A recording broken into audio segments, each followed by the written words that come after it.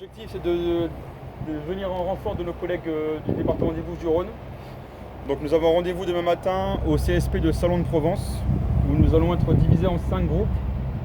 Chacun des groupes sera envoyé vers un des groupements territoriaux du SDIS des Bouches-du-Rhône.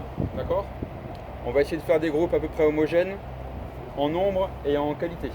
D'accord ? Donc, sachant que chaque département est venu à peu près avec 15 bonhommes, on va essayer de respecter les départements d'origine pour que vous soyez à peu près ensemble. Mais on va faire au mieux, je ne vous promets pas. Donc vous êtes le chef de cette colonne de renfort au nord, comment ça va se passer?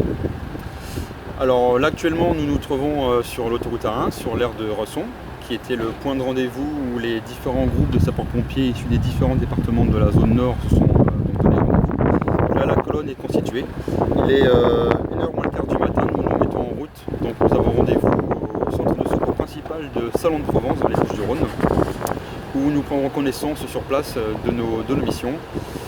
A priori, la colonne sera divisée en 5 groupes qui seront répartis dans les 5 groupements territoriaux du SDIS des Bouches-du-Rhône pour venir en renfort de nos collègues au sein des centres de secours pour assurer des missions essentiellement de secours aux personnes et éventuellement d'incendie, mais uniquement en milieu urbain. Cette colonne de renfort de la zone nord, elle se compose de combien d'éléments?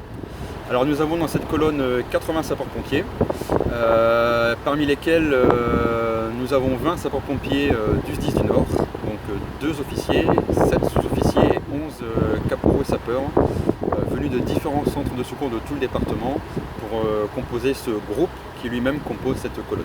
En termes de durée de cette mission?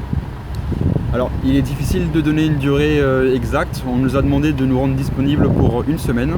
Donc voilà, nous avons prévenu nos familles respectives que nous risquerions de ne rentrer que dans 7 jours.